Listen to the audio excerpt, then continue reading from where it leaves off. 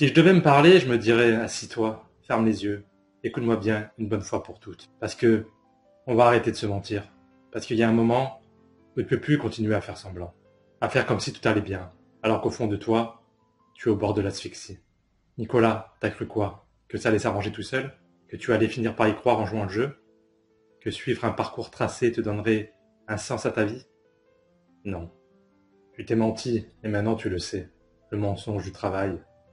Si je pouvais me parler à moi-même avant de signer mon premier CDI, je dirais de m'asseoir et de m'écouter. Parce que ce que j'ai pris pour une ligne droite vers le succès, c'était une spirale.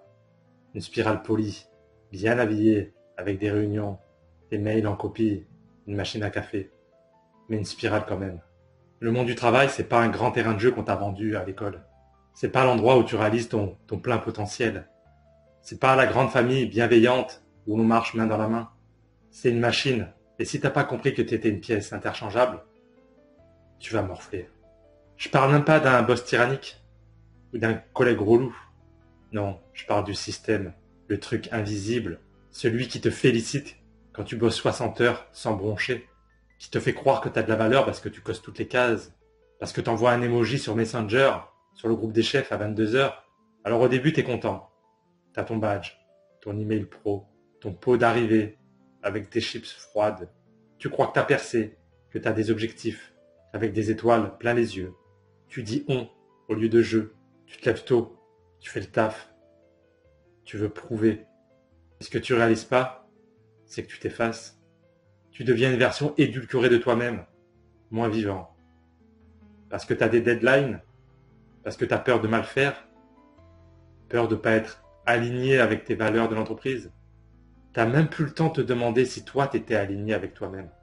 Tu te réveilles un jour et tu te rends compte que tu sais même plus vraiment ce que tu veux. Que tu as passé 2 ans à optimiser des process que tout le monde aura oublié dans 6 mois. Le prix, c'est ta spontanéité, ton temps, ton énergie mentale, ton week-end qui commence le dimanche à 17 h avec l'estomac noué, ton cerveau qui pense encore à tes problèmes au boulot pendant que tu essaies de t'endormir. Ton prix, c'est ton temps de vie que tu files à quelqu'un d'autre pour qu'il touche ses primes. On t'a dit que le travail, ça épanouissait, c'est faux.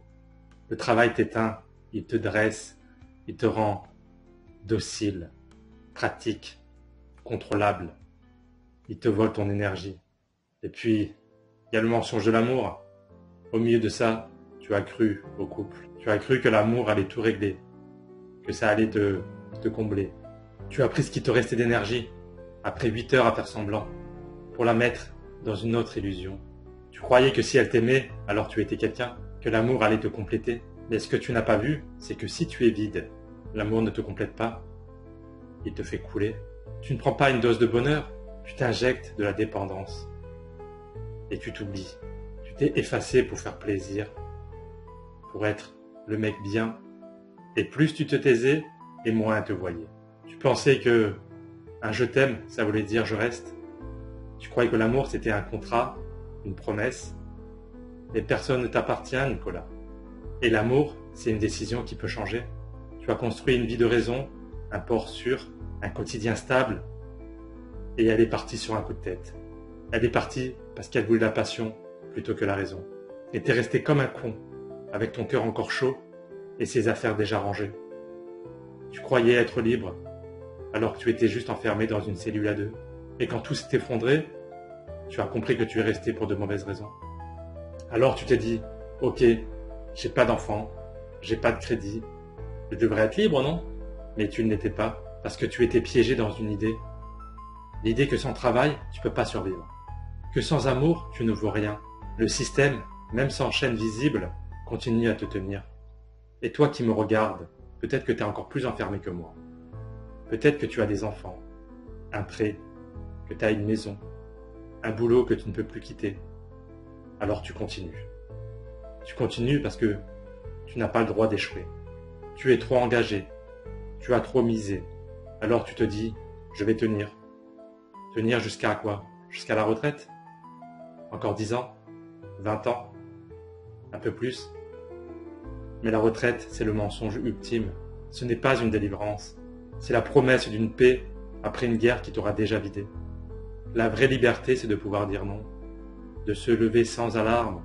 de créer sans rendre de compte, de choisir ses journées, d'exister. Alors oui, c'est dur, oui, c'est risqué, oui, tu vas flipper, mais c'est le prix de la souveraineté. Tu n'as pas le droit de faire semblant, tu n'as plus le luxe de perdre du temps. Tu n'es pas venu ici pour remplir des lignes sur un CV, ni pour te noyer dans le regard de quelqu'un. Tu es venu pour ressentir, pour vibrer, pour construire autre chose.